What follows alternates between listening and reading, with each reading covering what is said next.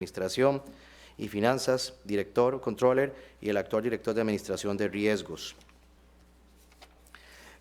Tenemos el honor también de contar con don Jorge Cloud, que él es ingeniero civil, con mención en estructuras de la Universidad de Chile y máster en Economía y Dirección de Empresas del Instituto de Estudios Superiores de la Empresa IS de Barcelona, España. Desde el 2012 es vicepresidente ejecutivo de la Asociación de Aseguradores de Chile, en donde también ocupó el puesto de gerente general, lo que le permitió asumir cargos internacionales, llegando a ser el secretario general de la Conferencia Hemisférica de Seguros FIDES durante 2 periodos. Fue vicerrector económico y académico, así como decano y profesor de la Facultad de Economía de la Universidad del Norte. Posteriormente fue gerente de finanzas de Banmédica S.A., donde inició las actividades de una compañía de seguros de vida y una AFP. Además fue gerente de finanzas de Banrenta, compañía de seguros de vida. También fue director de estudios de la carrera de Ingeniería Comercial y posteriormente director académico y profesor de S Business School de la Universidad de los Andes. En otros cargos ha sido miembro titular de la Comisión Clasificadora de Riesgos de las AFP y miembro del directorio de diversas empresas. Don Carlos Izaguirre, superintendente adjunto de seguros de Perú, será el moderador, ¿verdad?, que tenemos para este momento.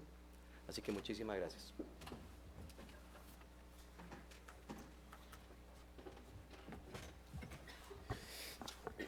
Gracias.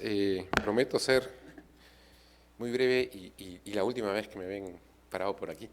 Eso se los aseguro. Un poco para situar el muy interesante tema que nos toca abordar el día de hoy, queríamos reflexionar de una manera distinta sobre lo que está detrás y introducir a las presentaciones de los panelistas, que es lo más relevante.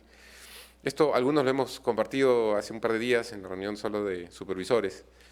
Y este gráfico, de alguna manera, a la mano izquierda de ustedes, ¿no?, es el desierto de Sechura en el norte del Perú. Una carretera muy larga y muy aburrida de manejar, pero muy segura.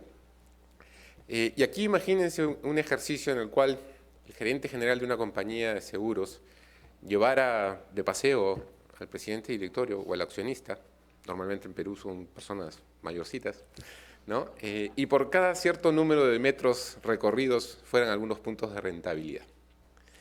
¿Qué pasaría si ese mismo camino fuera recorrido en igual distancia, pero subiendo el Everest? Sin duda, los riesgos a los que está expuesto son distintos. Y hasta donde tengo entendido, el retorno de la punta del Everest es más complicada que la subida. Esto nos lleva a reflexionar si los accionistas o el directorio son conscientes de los riesgos que asume la gerencia y si le dan el debido monitoreo. Esto es gobierno corporativo. Es un tema de adecuada alocación de capital y la rentabilidad esperada que exigirán los accionistas, pero también es supervisión de la suficiencia patrimonial. Entonces, esto es como una moneda que tiene dos caras: el retorno que exigirá el accionista y, para nosotros como supervisores, la debida cobertura de los riesgos que administra esa empresa. Y el mundo viene cambiando, y quizás el cambio se inició con los primeros esfuerzos de Basilea II por el 96 de modernizar e incorporar los riesgos de mercado para el mundo bancario, que luego derivó en el tiempo en una modernización más ambiciosa con Basilea II y hoy continúa modernizándose con Basilea III.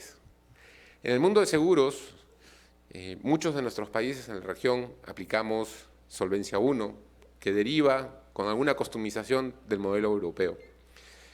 Y el tiempo y las crisis demostraron que no era suficiente, que había que trabajar un poco más en afinar esos requerimientos de capital.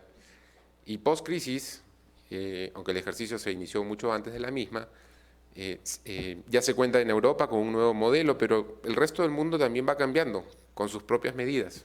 Y esto es una muestra del cambio, probablemente incompleta, pero de lo que teníamos en el radar. Y veremos cómo va este mapa de azules de acá a unos 5 años o a unos 10 años. Sin duda, la transformación ya inició y parece que no para.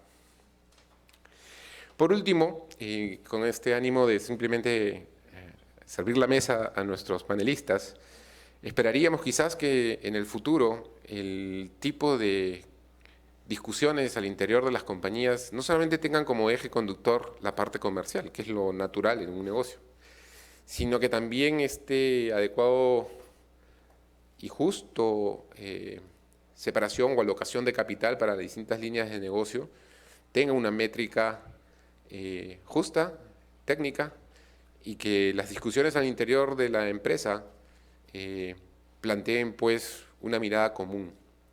Pero para llegar a esto hay mucho por hacer, ¿no? Y es hoy, a través de nuestros panelistas, que nos van a contar, Ernesto, cómo lo hicieron, Jorge, sus retos, desafíos en el ejercicio que vienen desarrollando y que probablemente en algún tiempo será realidad.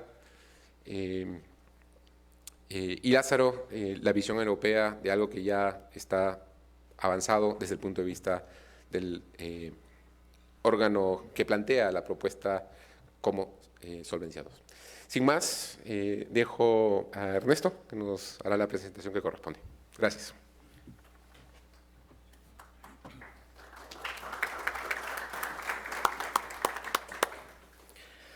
Pues buenos días a todos, agradezco la invitación. Cuando me hicieron el planteamiento de venir a presentar qué habíamos hecho en México en un grupo como es MAFRE, pues bueno, es un reto. Tuvimos que recordar cosas que sucedieron en el pasado. Y bueno, el mensaje que me gustaría dejarles hoy es que yo les voy a contar la parte numérica. Sin embargo, la parte numérica para MAFRE como grupo no es lo más importante.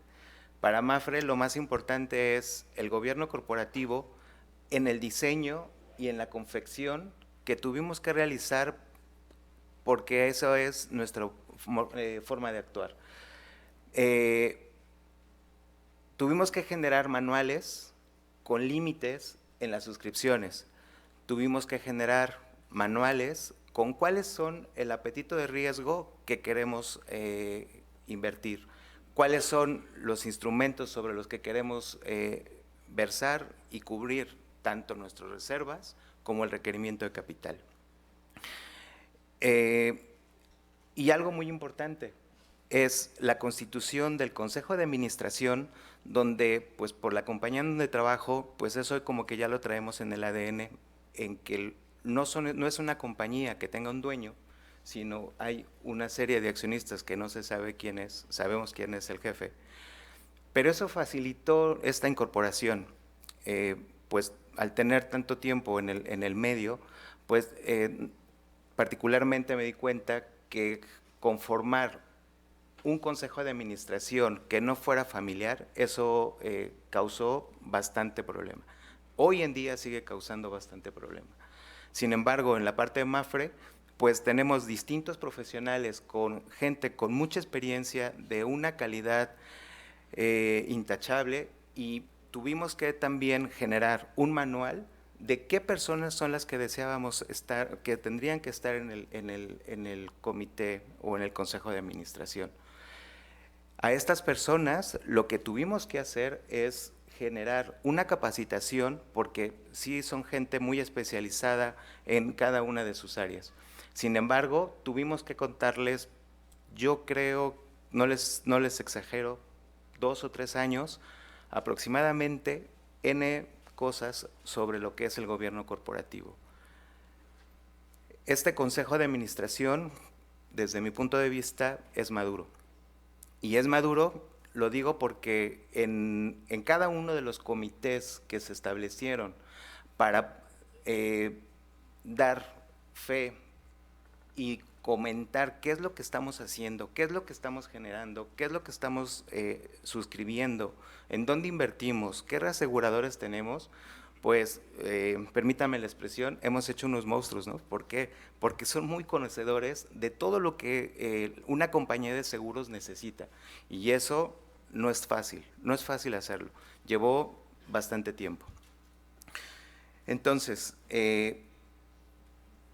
el tema de gobierno corporativo, desde nuestro enfoque, es lo más importante. Y la experiencia que les quiero contar es sobre la suscripción de nuestra petrolera mexicana, que se llama Pemex.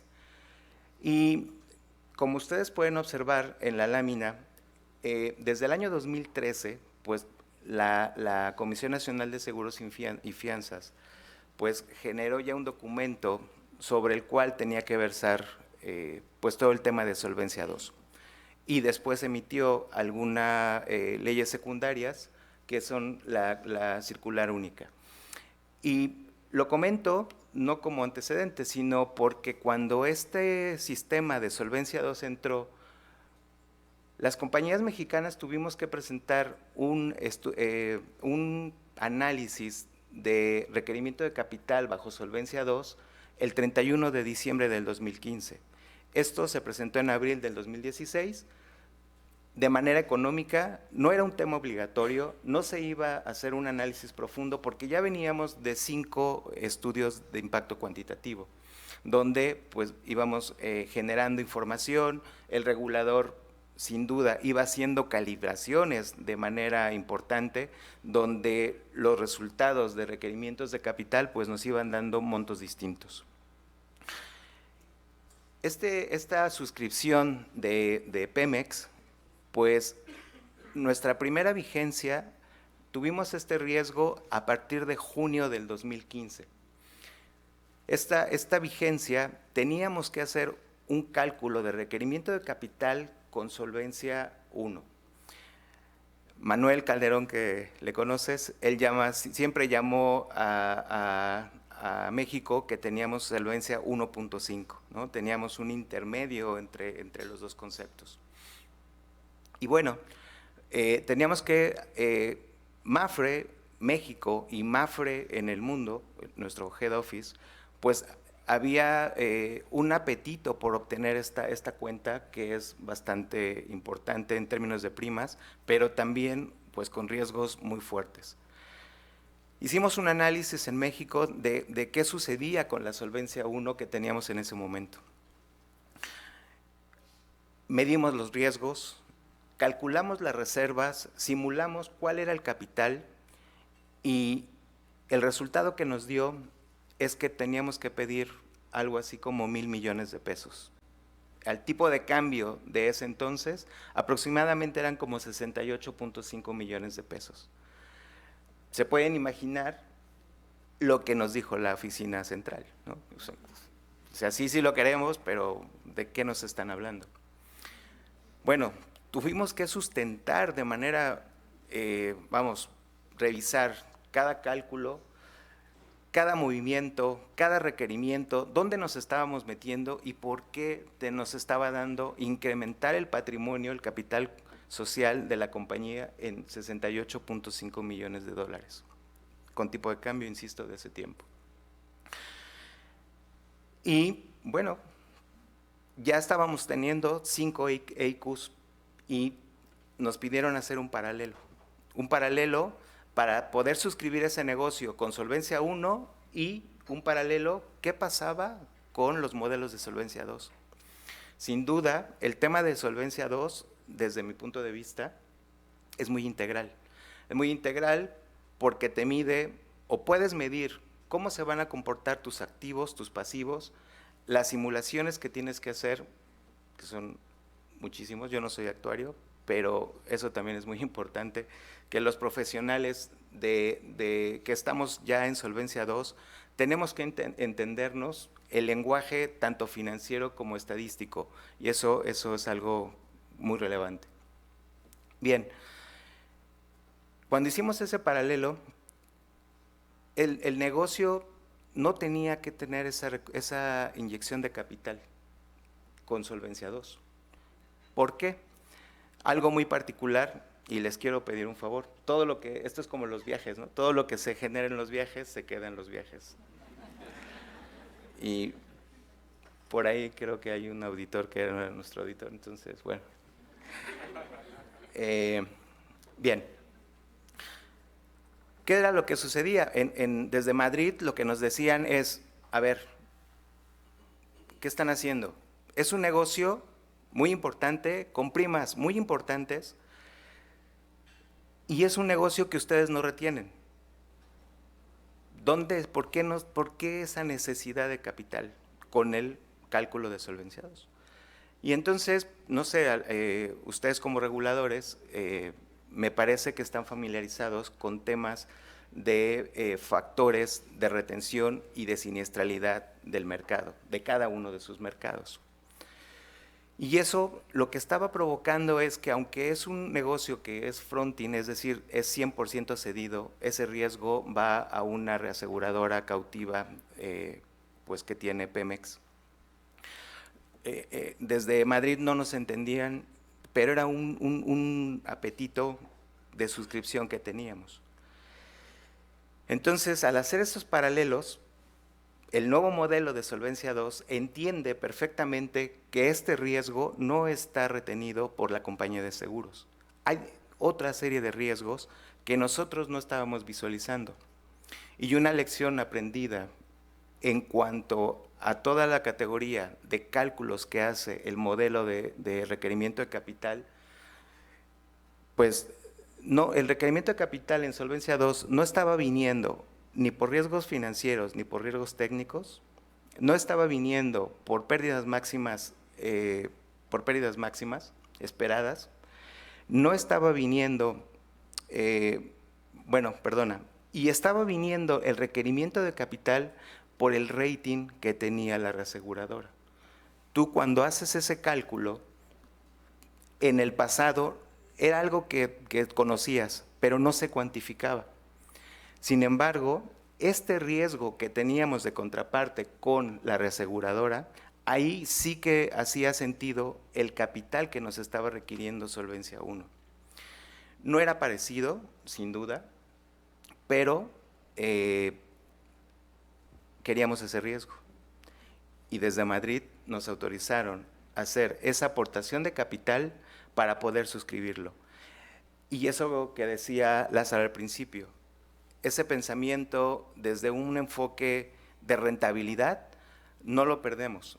Sin embargo, tuvimos que en realidad modelar cuál era el precio justo, cuál era el precio que deberíamos de dar para poder cumplir en su momento con Solvencia 1, ahora Solvencia 2, y poder tener, ofrecer esa cobertura a nuestra aseguradora, que es, a nuestra petrolera, que en este caso es Pemex. Dicho esto, lo que les quiero decir es que independientemente del número que te pueda arrojar el cálculo de requerimiento de capital, desde un enfoque MAFRE, es muy integral este modelo de solvencia, muy integral. Hay riesgos que tú no visualizas. Imagínate que estás parado el 31 de diciembre del año 2015. Tenemos suscrito ese riesgo y ganado. Tenemos una inyección de capital de 68.5 millones de dólares. El 1 de enero del año 2016, conceptualmente ya no necesitábamos esa inyección de capital, porque bajo el modelo nuevo de Solvencia 2, que sí que toma en cuenta que es un negocio facultativo, donde no hay un riesgo de manera directa, pero sí de contraparte, pues teníamos que enfrentarnos a nuestro holding, que ya lo habíamos avisado, que esa inyección de capital el 1 de enero del año 2016 no era necesario. Sin embargo, pasaron 2 años y volvimos a suscribir este negocio.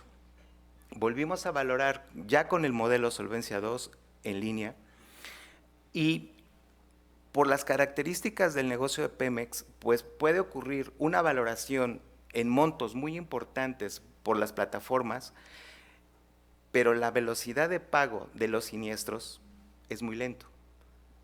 Hay mucha especialización, hay mucha gente de inspección de riesgos, el reaseguro tiene que estar de acuerdo para hacer los pagos. ¿Y qué sucede?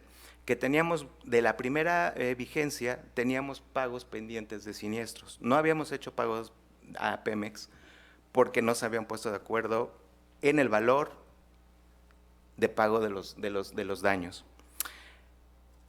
Y en el año 2017 nos volvió a generar un un requerimiento de capital exactamente igual como si hubiese sido Solvencia 1 en junio del 2015. Y eso es algo que la lección que nosotros aprendimos es que bajo este modelo de Solvencia 2 realmente es más integral, te permite visualizar riesgos que no veías y que no se cuantificaban, o que veías pero no se cuantificaban, perdón por repetir esto, pero es así.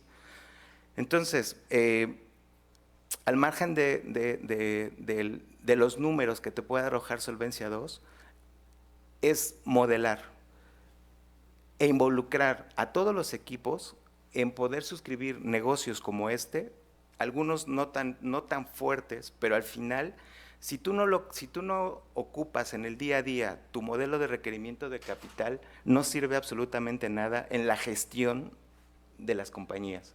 O sea, no fue fácil meterle o cambiar ese chip al equipo directivo. No fue fácil al equipo operativo intermedio de generar esta filosofía. Sin embargo, con la participación y el acercamiento que tuvimos con el regulador y un jugador muy importante, que en este caso para nosotros es la Asociación Mexicana de Instituciones de Seguros, la AMIS, sin ese traductor de las cosas que se pueden realizar y de las cosas que tal vez en algún momento el regulador pudo ver vertido en la ley y que tuvo que hacer ajustes, creo que todo eso te va dando como compañía, estar cerca todo el tiempo, eso es básico. Y trasladar todo estos manuales de gestión de políticas, ocuparlos diario, no es fácil. Tal vez exagero un poco el verlos diario. Sin embargo, es muy importante verlos, actualizarlos, y prácticamente ahí está nuestro modelo de actuación. Y eso es lo que me gustaría dejarles como reflexión y como experiencia de qué puede pasar con el uso de los modelos Solvencia 2 de requerimiento de capital, pero sin duda, más importante, el tema de gobierno corporativo. Y que sepan que no es fácil de ninguna manera la implementación, la puesta en marcha, y ahí creo que también juega un papel muy importante los consultores. La diligencia con el que te pueden apoyar, eso es vital, porque hacer o trabajar en dos cosas al mismo tiempo, con equipos orientados tal vez a lo mismo, cuando digo lo mismo es Solvencia 1 y Solvencia 2, eso puede ser muy, muy complicado. Y también, pues, que sepan que es una inversión de dinero bastante importante. Pues muchas gracias por la invitación y pues quedo atento a cualquier pregunta que pudieran realizar.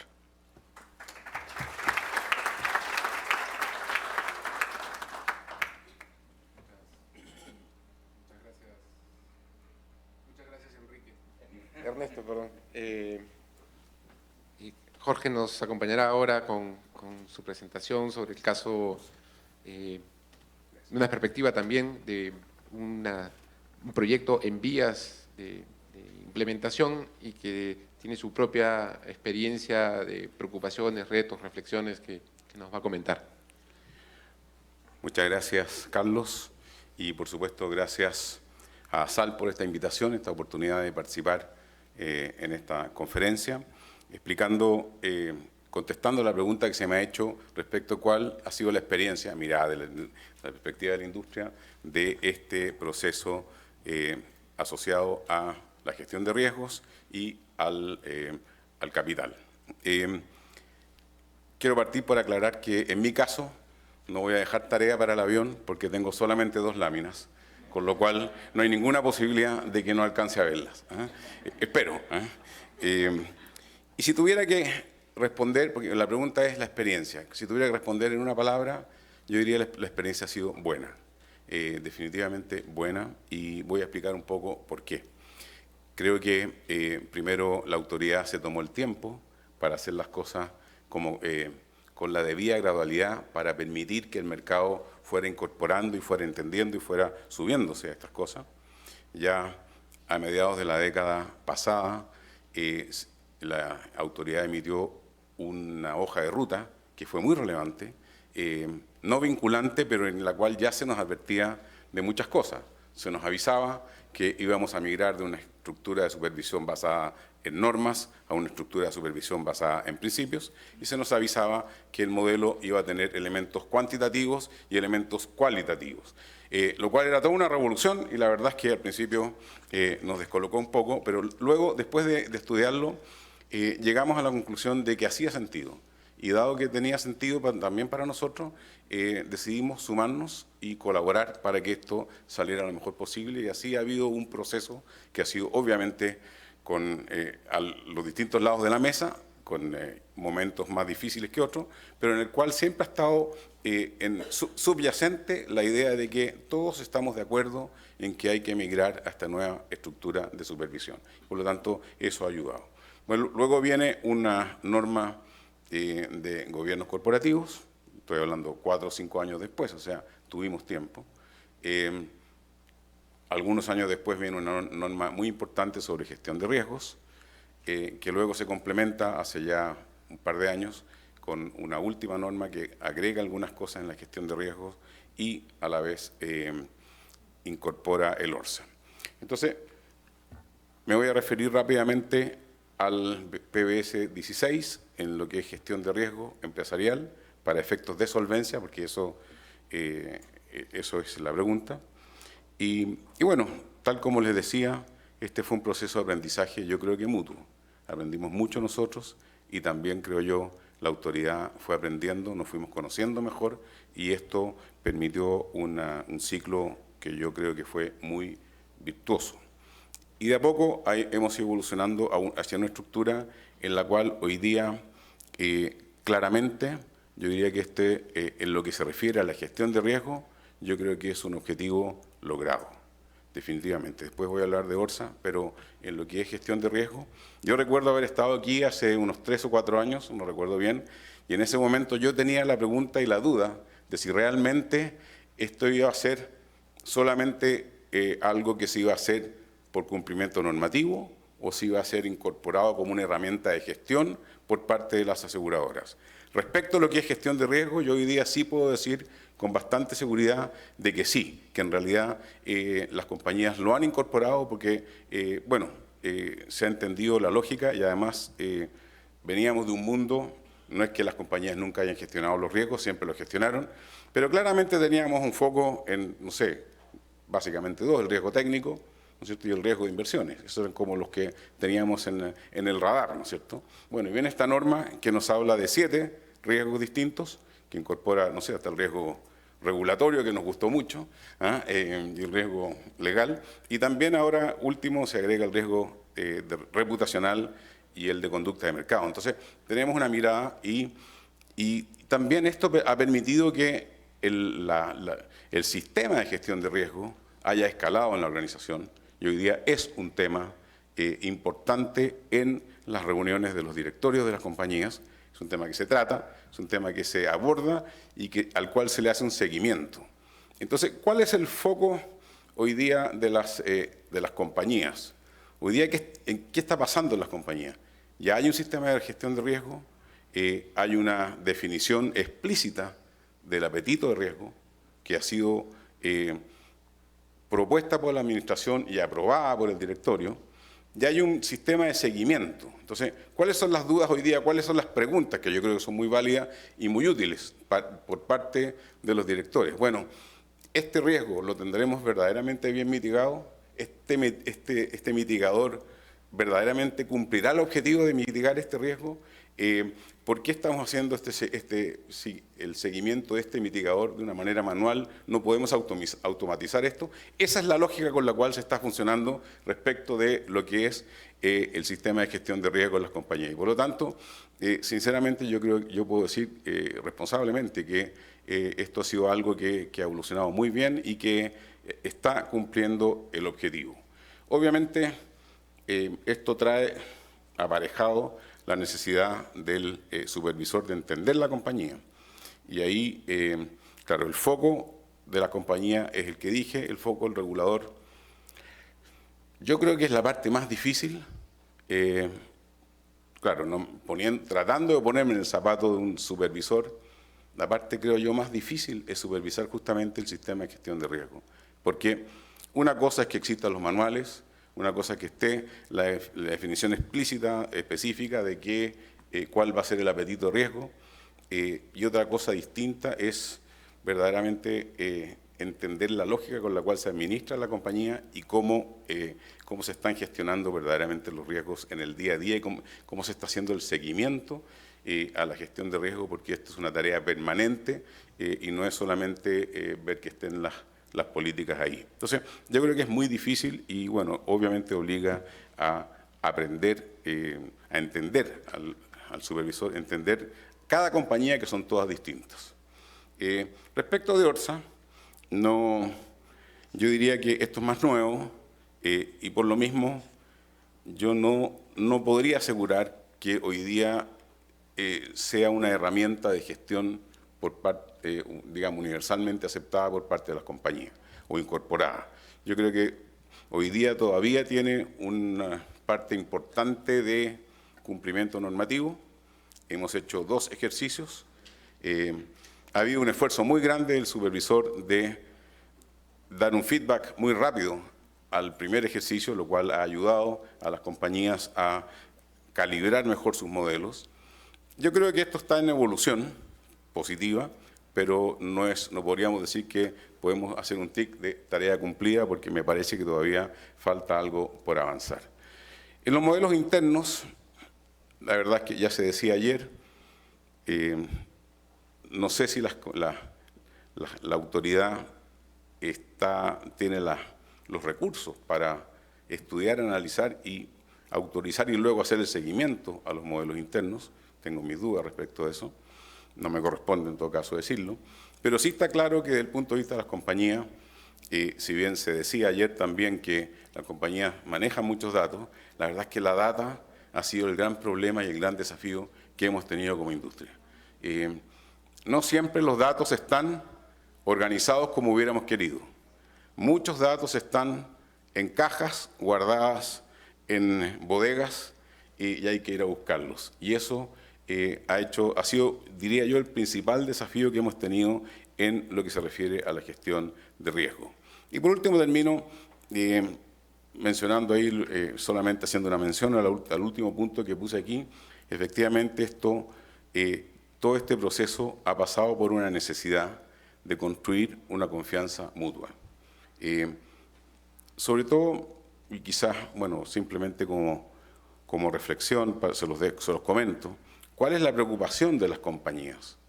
La preocupación de las compañías es que va una persona, un representante del organismo supervisor a su compañía y la revisa en detalle y la conoce en detalle. Entonces, pero esa persona el día de mañana puede ya no trabajar en la superintendencia, y es más, puede ir a trabajar donde un competidor.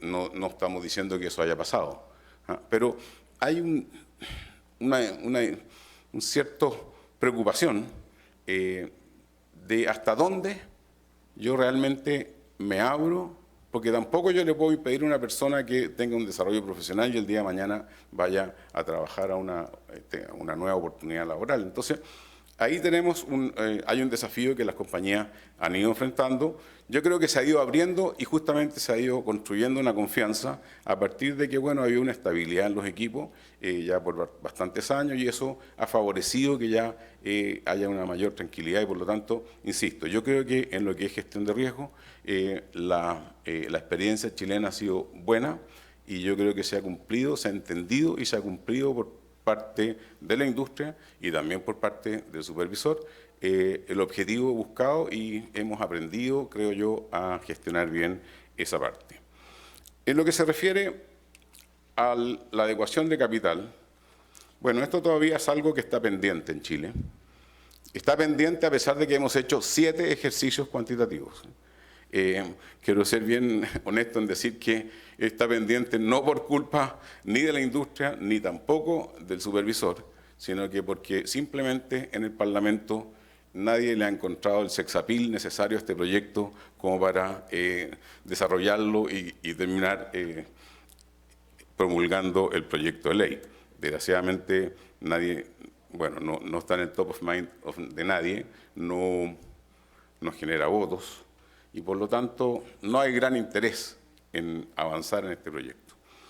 Dicho eso, yo diría que todavía aquí hay algunos espacios en que nosotros como industria consideramos que es necesario seguir conversando para llegar a un equilibrio adecuado entre los requerimientos de capital y la necesaria competitividad que tiene que tener la industria. No podemos, y yo creo que es importante insistir en esto, no podemos olvidar que al final del día las compañías de seguros compiten por captar inversionistas que estén interesados en invertir en compañías de seguros y en aumentar los capitales cuando es necesario.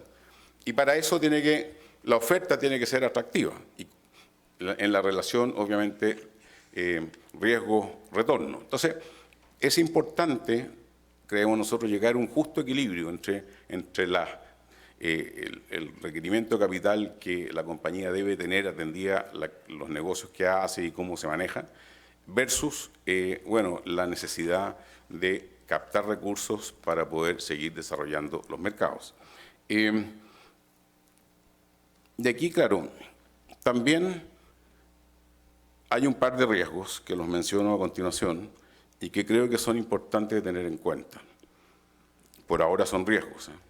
Uno, yo no supe cómo llamarle, le puse incentivos alineados. ¿A qué me refiero con esto?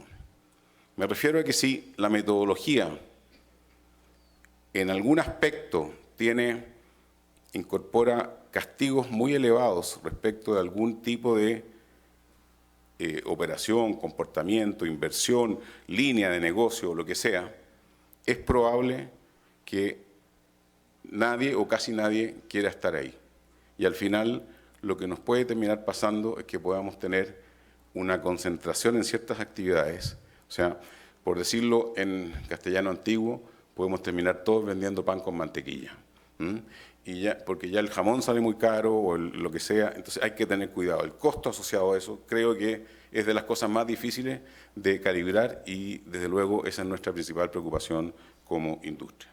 Y también el trade-off entre el corto y el largo plazo, porque claro, en una industria como la nuestra, sobre todo en los seguros de vida, en que el horizonte temporal es de muy largo plazo, nos gustaría tratar de evitar que por cumplir una determinada norma haya que salir a vender instrumentos de largo plazo que económica y racionalmente no es conveniente, sin embargo, para cumplir la norma hay que hacerlo.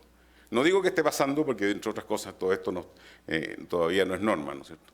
Pero sí son riesgos que creemos nosotros que hay que cuantificar y sopesar a la hora de adoptar la definición final respecto a cuál debería ser el requerimiento de capital asociado a cada una de las actividades que la compañía desarrolla. Y por último, simplemente una reflexión, recordar, como recuerdan todos mis colegas en todos los foros, que en nuestra opinión la industria de seguros no representa un riesgo sistémico. No conocemos de una corrida de seguros, no ocurre que un viernes en la tarde hay una noticia que hace prever que el día lunes vamos a tener filas de asegurados rescatando no sé qué. Eso no va a pasar. Entonces, ¿por qué digo esto? Porque, claro, no somos bancos y por lo tanto también eso debe estar arriba de la mesa a la hora de tomar adoptar las decisiones respecto a cuáles son los requerimientos adecuados a la realidad de un mercado de seguros. Eso era lo que quería compartir con ustedes. Muchas gracias por su atención.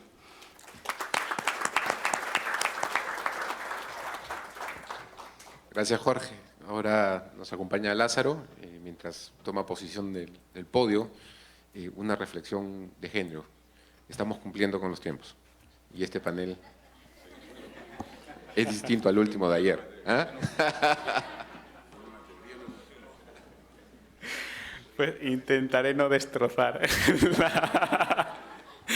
el buen buen ritmo que llevamos, porque bueno, después de estas dos presentaciones pues de parte de la industria con reflexiones interesantísimas, con una visión más refrescante, les toca de nuevo escucharme a mí con la visión del supervisor, del regulador, y lo primero pido disculpas al que le haya parecido un poco pesado, pero intentaré ser breve. Y me toca hablar de la experiencia en la implementación de Solvencia II, y es un momento fantástico para hacer este tipo de presentaciones, porque en Europa y en EIOPA, o sea, en el día a día de mi trabajo, estamos en ese momento de reflexionar, después de la puesta en marcha de Solvencia II, cómo ha funcionado y si hay necesidad de hacer algún cambio, algún ajuste al sistema, ya con unos años de experiencia en la implementación práctica.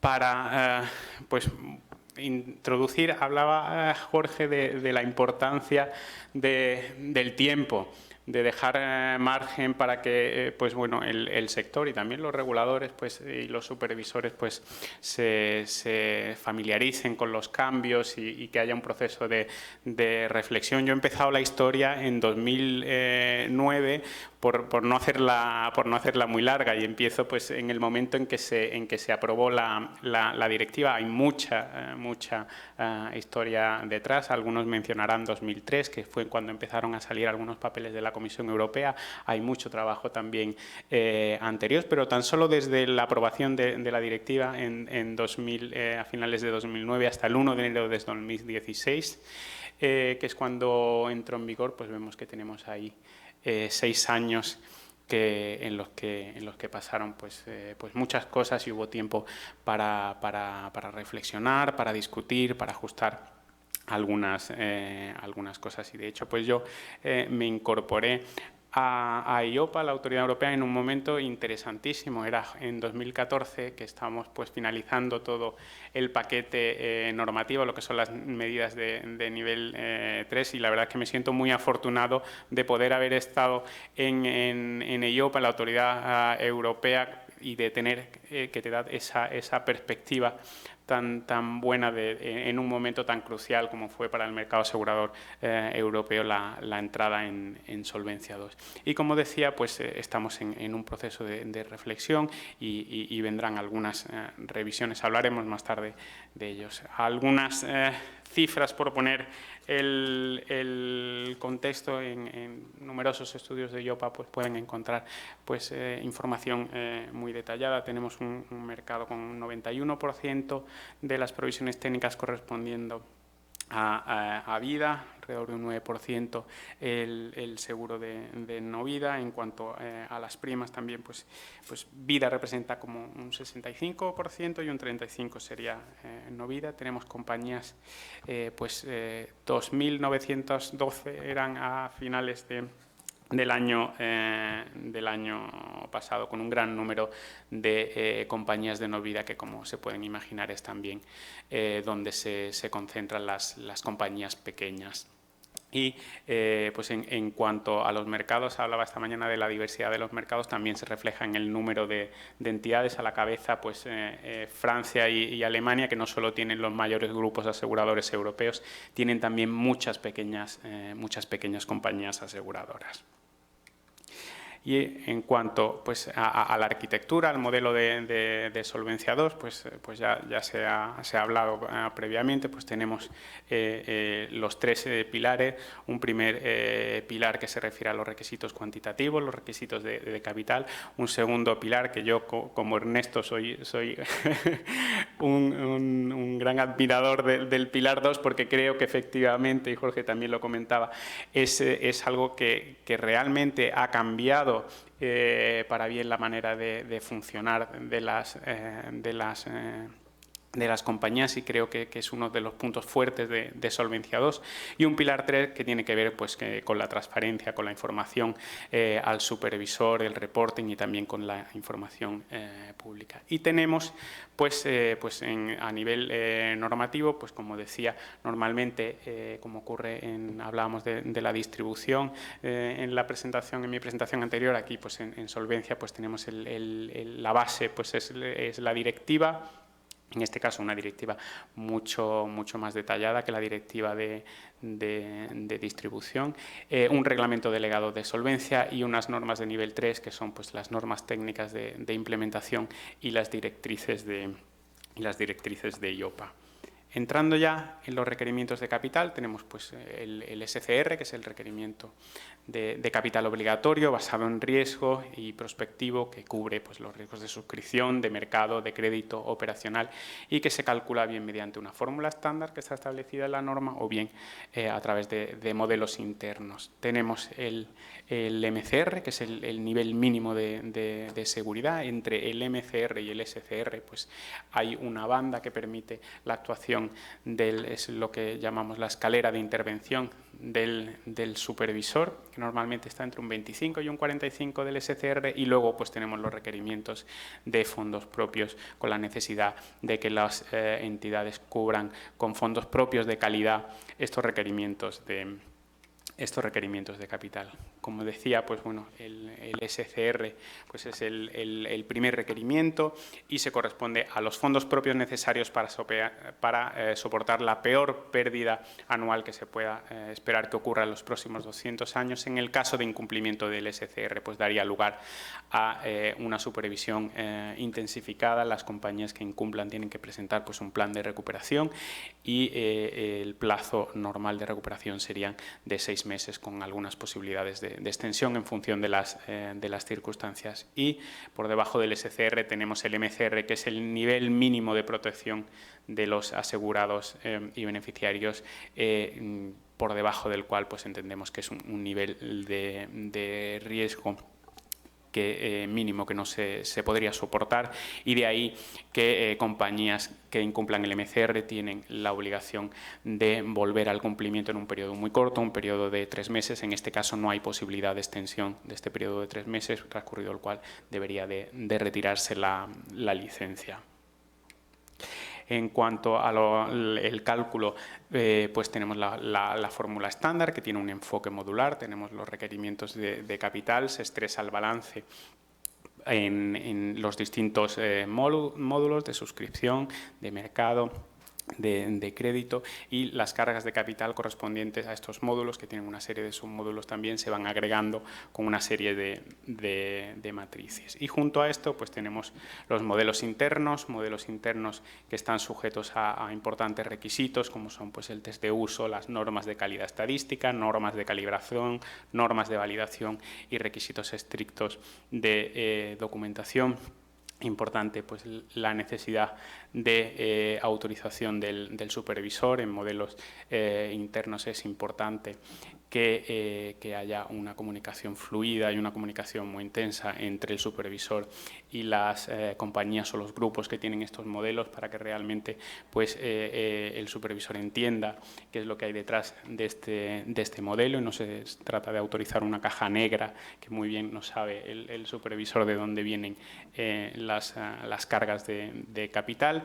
Y también pues, la necesidad de hacer públicas pues, las diferencias entre el modelo interno y la fórmula estándar. En general, pues bueno, más del 90% de las compañías, como pueden imaginar, pues funcionan con la fórmula estándar, pero también pues tienen las cifras de las compañías que trabajan con un modelo interno completo o con un modelo interno parcial en los distintos tipos de actividad, vida, no vida o reaseguro.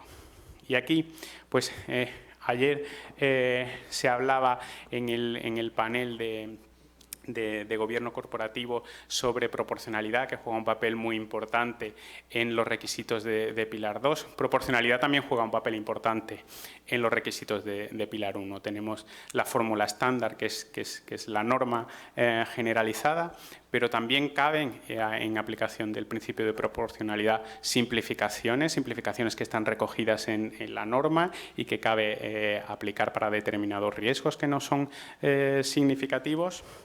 Y por encima de la fórmula estándar, un primer paso sería la aplicación de la fórmula, pero con parámetros específicos para la compañía. Un paso más allá sería la aplicación de la fórmula estándar pero con modelos internos parciales para determinados módulos o para determinados submódulos, y en última instancia sería ya la aplicación de un modelo interno total para el cálculo del SCR. Y junto a estos requerimientos ordinarios se establece también la posibilidad de que los supervisores exijan a las compañías un requerimiento adicional de capital por encima del SCR en determinadas circunstancias. Cuando el perfil de riesgo se desvía significativamente de las asunciones, de las hipótesis que están debajo del cálculo del SCR con la fórmula estándar, con un modelo interno, también cuando hay un desvío respecto a las hipótesis subyacentes en las medidas de garantías de largo plazo, como son pues, el ajuste por casamiento o el ajuste por volatilidad. Y EIOPA publica todos los años las cifras de requerimientos adicionales de capital que se adoptan por parte de las autoridades nacionales. Como pueden ver, pues, en este año 2018 se publicaron las cifras correspondientes al año 2017 y eran 23 casos en total, en la mayoría de los casos en supuestos en los que se observaba que el perfil de la compañía se desviaba respecto del perfil de riesgo de las asunciones de riesgo que están en la fórmula estándar. En cuanto a la última causa, que es la posibilidad de que se impongan requisitos adicionales de capital por deficiencias graves en el sistema de gobierno, pues vemos que no hubo ningún caso en el año 2017. En cuanto pues, a la gestión de riesgos, yo creo que no me voy a detener en exceso, porque es algo que ya cubrimos ayer en la parte de gobierno corporativo. Decir que pues, bueno, dentro del sistema de gestión de riesgos pues hay dos elementos fundamentales. Uno es el papel que cumple la función de gestión de riesgos dentro de la compañía, y yo creo que Solvencia II ha venido a darle el peso específico que tenía que tener dentro de las organizaciones, la función de gestión de riesgos, y el papel fundamental que juega el ORSA, y que, pues, como decía Jorge, pues corremos el riesgo de que se convierta simplemente en una cuestión de cumplimiento normativo, pero que la idea es que sea un elemento fundamental para la gestión de la compañía. Sí. Me gustaría comentarlos algunas de las novedades que hemos tenido en cuestiones de Solvencia II para el Pilar 2, para la gestión de riesgos, y que tiene que ver también con otras cuestiones que se han tratado aquí, como es el riesgo climático y, más general, los riesgos de sostenibilidad.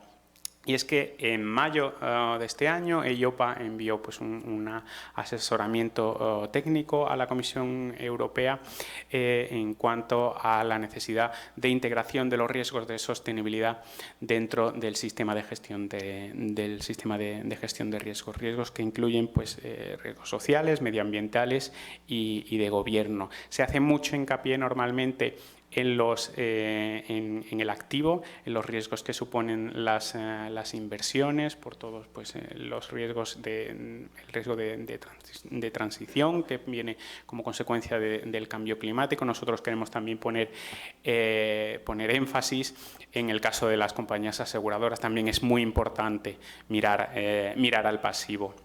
Y en este caso pues el razonamiento de EIOPA es que el tratamiento de los riesgos de sostenibilidad se tiene que hacer dentro de las áreas actualmente existentes dentro del sistema de gestión de riesgo. No se trata de hacer una área específica, sino de ver cuál es el impacto en las áreas existentes. Y pues bueno, también se hace un repaso en ese asesoramiento al papel que tienen que jugar tanto la función de gestión de riesgos como también la función actuarial para el éxito en la adecuada integración de estos riesgos. Y como un requerimiento quizás más específico Dentro de la evaluación de las necesidades de solvencia en el ORSA, pues se establece el requerimiento de que las entidades pues, presten atención a los riesgos de sostenibilidad en general, pero muy particularmente al cambio climático. Y por parte de las inversiones se establece la integración pues, dentro del principio de persona prudente en la gestión de las inversiones, la necesidad de que las compañías tengan en cuenta los riesgos de sostenibilidad desde una doble perspectiva. Por una parte, los riesgos que se generan o que los riesgos potenciales para la propia compañía en sus inversiones, como por ejemplo los que hablábamos, los riesgos de transición, pero también el impacto que las inversiones de la propia entidad van a tener en los factores de sostenibilidad, que eso es algo en lo que además pues en los próximos tiempos veremos nuevas normativas en cuanto a la necesidad de que las entidades, especialmente aquellas que comercializan productos que pretenden ser sostenibles, pues realmente explican y publican información sobre cómo eso se hace en la práctica. Y recientemente, en septiembre de 2019, hemos hecho una opinión sobre sostenibilidad también que abunda un poco en lo que se incluía en la opinión, y reflexionaba también, era una de las preguntas que planteaba ayer Jeffrey en su exposición sobre hasta qué punto pues, el tema de la sostenibilidad debería reflejarse en los requerimientos de capital. Y ahí, a día de hoy, la respuesta de IOPA es que pues, en un sistema con un capital basado en riesgo tiene que haber evidencia, y a día de hoy no contamos con evidencia suficiente como para proponer un Green Supporting Factor o un tratamiento más favorable para inversiones verdes, inversiones sostenibles, sin una evidencia clara de que los riesgos de estas inversiones son menores que los que pudieran tener otro tipo de inversiones. Y finalmente me gustaría hablarle de la revisión de Solvencia II, que como decía pues es algo que nos está ocupando mucho en el momento actual, y de hecho justo ayer se abrió la consulta pública sobre la revisión de la directiva. Se abordan muchísimos cuestiones de detalle de la directiva, no en todas esas materias se hacen recomendaciones. Y pues como resumen general le diría pues que la idea es que esta revisión de Solvencia II pues sea una evolución más que una revolución. La idea general pues es que Solvencia II pues ha funcionado, podemos estar contentos. Siempre hay cosas que mejorar, pero podemos estar contentos en que pues bueno, hay un capital mejor alineado con los riesgos, un fortalecimiento de los modelos de gobernanza y de la capacidad de gestión de riesgos por la compañía, y también la armonización en cuanto a los informes de supervisión. Y bueno, no me atrevería a recomendar para las lecturas el documento de consulta pública que hicimos ayer, que publicamos ayer, porque son más de 900 páginas, más el informe de impacto normativo que acompaña, que son otras 200 y pico, con lo cual, incluso si tienen un vuelo transatlántico como el mío, yo creo que no da para tanto. Pero sí que hay un resumen ejecutivo que son de tres páginas que sí que puede resultarle interesante. En cualquier caso, pues yo les voy a hacer un poco de spoiler y decirles que en esa consulta van a encontrar, en primer lugar, una serie de propuestas sobre la reforma de las medidas de garantías a largo plazo, donde todavía no está todo definido. Es una consulta pública y lo que queremos también es ver cuál es la reacción de la industria. Tenemos pues importantes propuestas en cuanto a la posibilidad de reformar la extrapolación de tipos de interés para el cálculo de las provisiones técnicas, que es algo que va a tener un impacto importante en el balance de las compañías, también en algunas la posibilidad de reformar el diseño del ajuste por volatilidad. Junto a estos, pues tenemos también otra serie de un segundo paquete de medidas que se refieren pues a distintos aspectos de solvencia 2, en algunos temas de reporting, por ejemplo, incrementando la proporcionalidad. También en el SCR la propuesta fundamental es el SCR para tipos de interés, donde vemos que el requerimiento actual pues no es suficiente. Y sería pues conveniente reflexionar sobre la necesidad de incrementar ese requerimiento de capital en el contexto que tenemos actualmente de bajos tipos de interés. Y luego hay una serie de propuestas que vienen a desarrollar el esquema de Solvencia II desde el punto de vista macroprudencial, de temas pues que van desde de la consideración del riesgo sistémico por parte de los supervisores, también pues la posibilidad de un modelo pues más armonizado en cuanto a recuperación y resolución de compañías, y también propuestas de la posibilidad de continuar en la armonización respecto de los esquemas de garantías de seguros en caso de quiebra de las compañías. Así que, pues bueno, esto es todo por mi parte. Por ahí les dejo mis datos. Decirle que en ocasiones anteriores me ha dado mucha alegría cuando después de las reuniones de ASAL me ha llegado algún email o alguna llamada para comentar alguna cosa, para preguntar alguna cuestión. Así que, pues, por supuesto, estaré encantado de recibir noticias suyas. Y ya pues voy a aprovechar mi último minuto, no sé si tengo 30 segundos, para dar las gracias a SAL, porque ha sido un placer estar aquí, tener la oportunidad de discutir, de aprender, de compartir, y a la SUGES especialmente, porque ha sido todo un éxito. Yo creo que podéis estar muy orgullosos de la organización del evento, y aunque no haya tenido la oportunidad de salir casi del hotel, estoy pues muy contento de haber estado aquí. El viaje, por supuesto, que ha merecido la pena, pero volveré, claro, a ver las maravillas de Costa Rica. Muchas gracias a todos.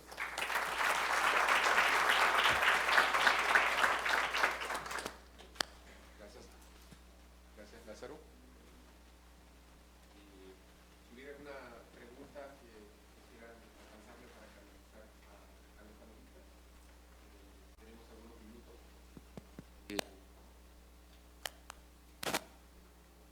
¿Aló?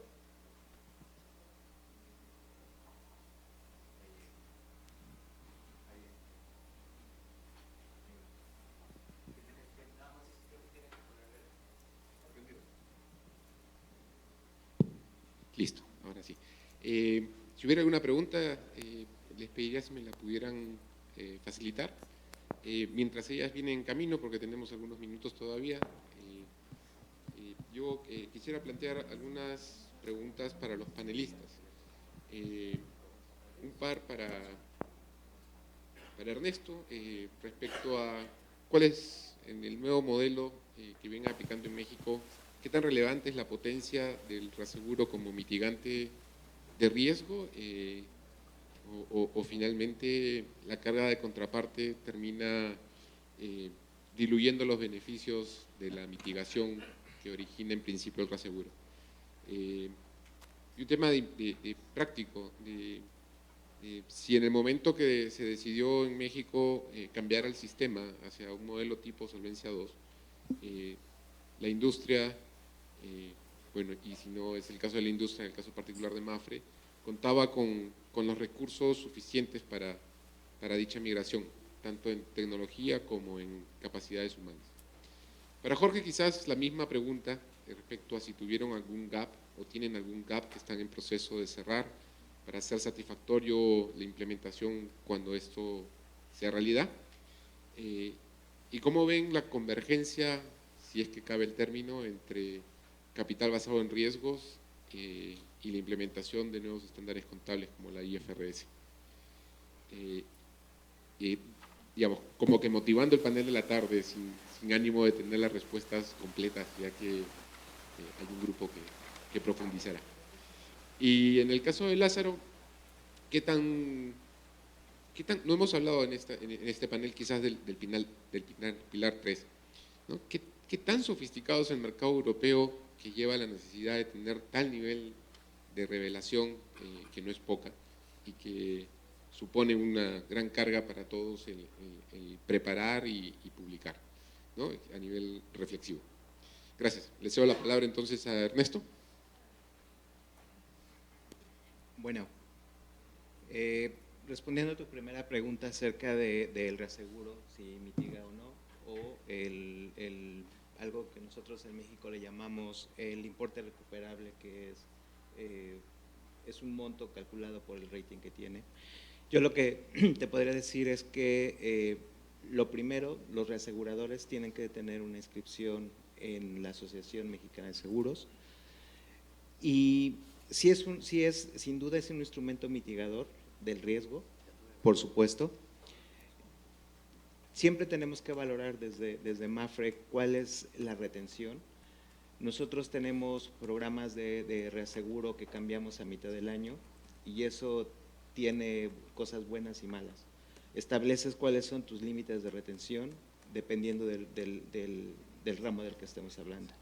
Si hablamos de riesgos agropecuarios, tenemos un porcentaje definido con respecto a cuál es nuestro apetito, cuál es nuestra máxima exposición, y siempre buscamos el reasegurador más apropiado que tenga el expertise y sin duda mitiga el riesgo. En otros riesgos también establecemos cuáles son los límites, y cuando hay algún riesgo que es facultativo, que no está escrito en ningún lugar, también tenemos sistemas y vasos comunicantes entre las distintas áreas para buscar el mejor rating, el mejor security que podemos obtener. Sin duda es un instrumento de mitigación de riesgo. Con respecto a tu segunda pregunta de si MAPFRE tenía los recursos necesarios y suficientes, te puedo decir que hicimos grandes inversiones, el grupo hizo grandes inversiones, no solo por la propia solvencia que fue una necesidad por el regulador, sino también desde España, como comentaba, pues ya nosotros como grupo teníamos que estar participando en estudios de impacto cuantitativo y cualitativo para poder reportar a nuestro holding. Tuvimos que hacer inversiones en capacitación. Considero que es el monto más importante donde centramos el foco. Todos los profesionales que se formaron, yo consideraría que fueron alrededor de 300 o 400 personas que tomaron cursos en distintos foros. Esta preparación, pues también con una rotación pues natural, donde pueden cambiarse de compañía, pues pudimos visualizar que teníamos que de hacer un despliegue mucho más importante y profundo hacia la organización, y por eso yo considero que fue la inversión más importante. Por otro lado, el tema de la tecnología no fue nada sencilla. Tuvimos que apoyarnos de grandes consultores para el diseño y modelización del requerimiento de capital y el tema del cálculo del Best Estimate Liability.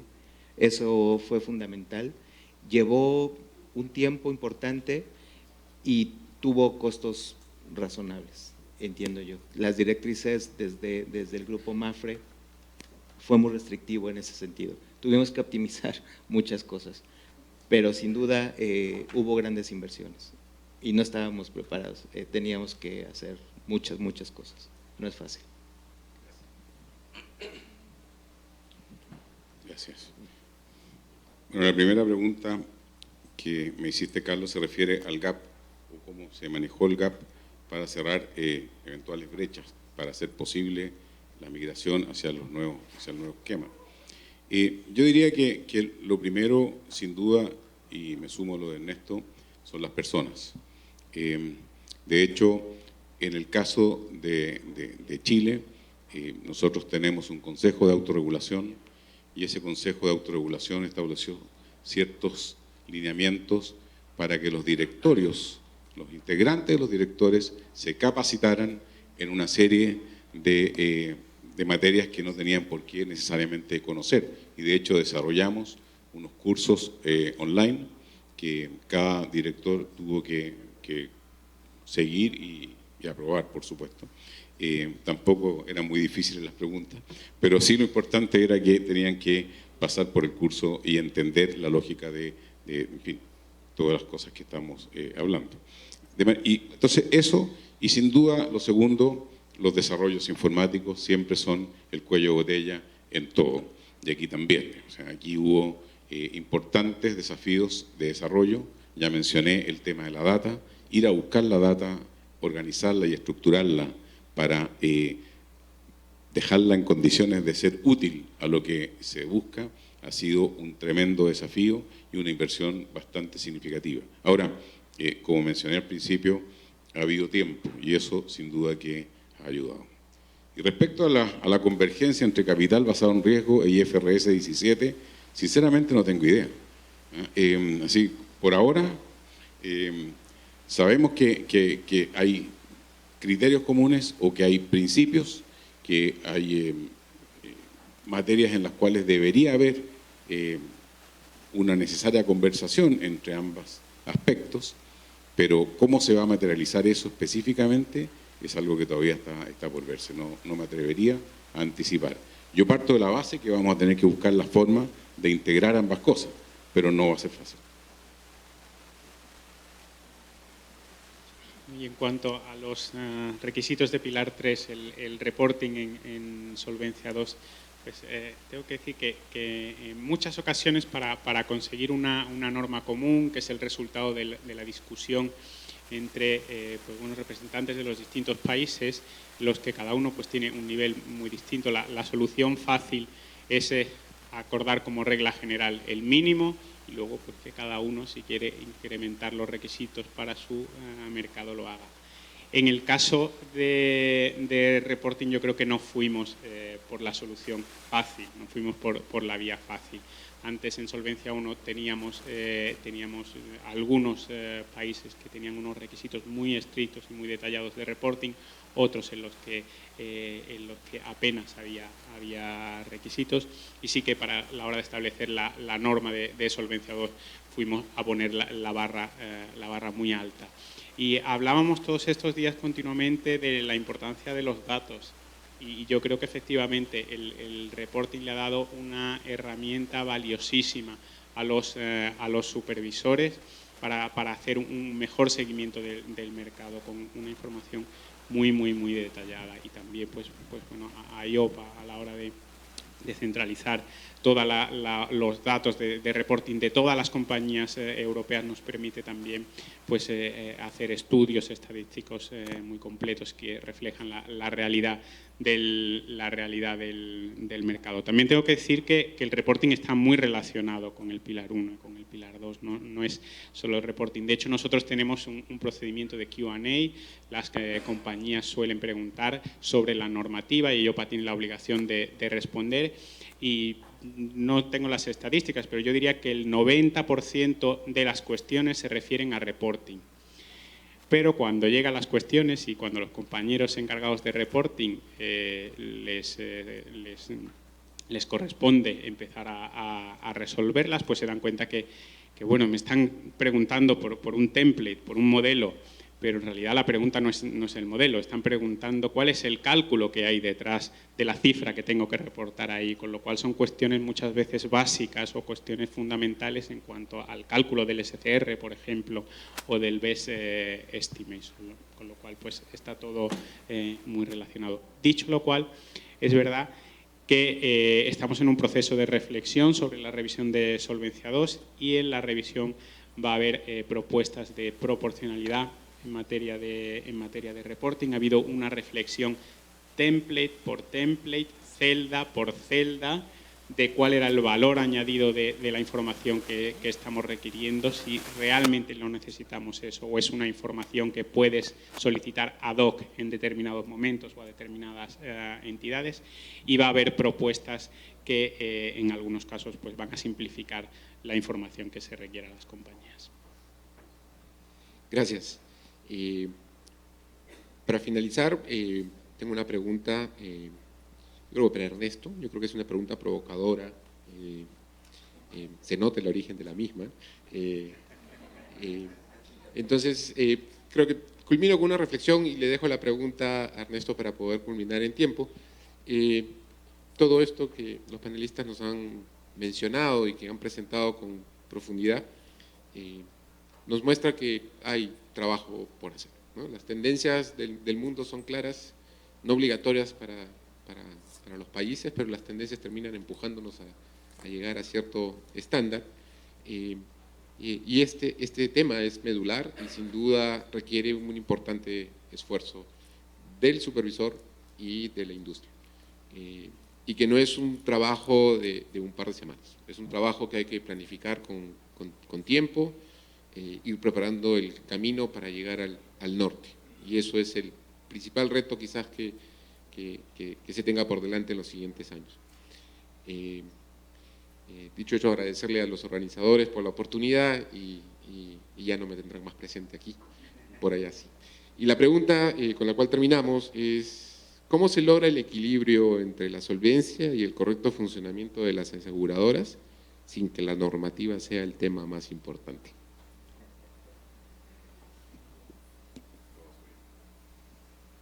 Sí, es provocadora la pregunta. A ver.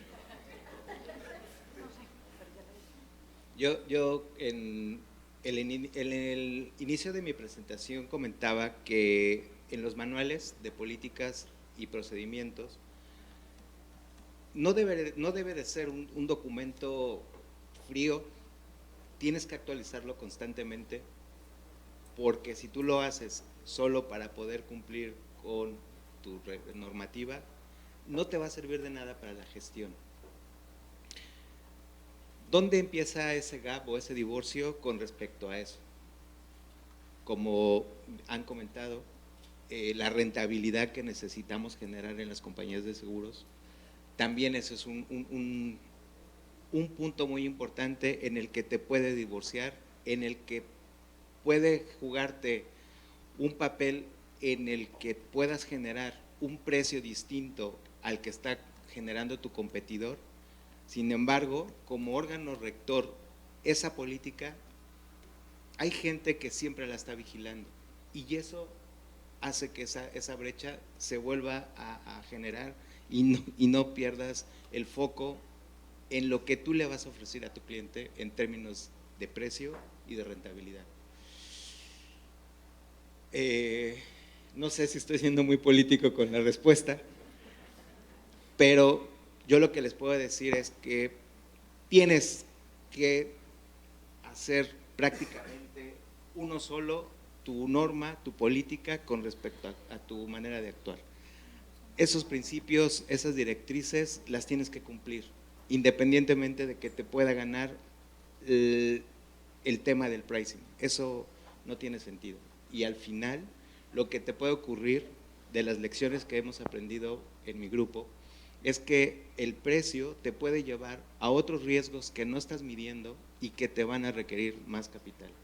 Entonces, es muy importante guardar ese equilibrio. Yo creo que sí sirve de management el tener esos manuales. Me gustaría decir algo que comentabas con respecto a que cuando se implemente el tema de Solvencia II, nosotros como compañías de seguros, antes de entrar en esta aventura, también pensábamos que iba a haber una disminución de compañías de seguros y no lo hubo.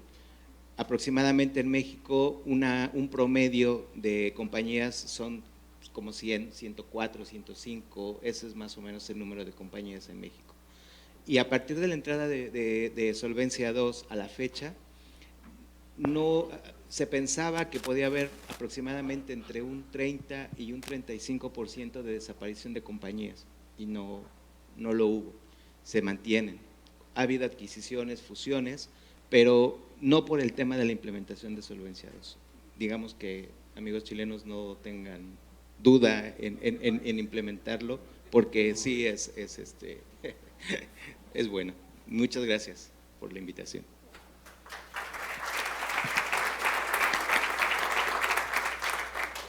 Bueno, muchas gracias con todos. Y dejo las palabras a temas logísticos. Muchísimas gracias a todas las personas. Recordarles también, damas y caballeros, las evaluaciones, por favor, les rogamos para que las puedan entregar. Es material valiosísimo para nosotros. La coordinación de personas con aeropuerto ya lo estamos viendo a través de doña Melissa. Los almuerzos van a ser aquí al frente, ya están debidamente establecidos. Más bien, si me le pueden decir a los muchachos que me abran las puertas, tanto esta como esta, son estos salones del frente. Y una vez que almuercen, pueden ir viendo sus certificados de participación de las personas que debidamente se inscribieron, ya están ahí para que ustedes se los lleven. Es un requisito muy valioso y un currículo muy valioso de este seminario. Que tengan buen provecho, nos vemos a las, creo que 2 de la tarde. Señora, muchas gracias.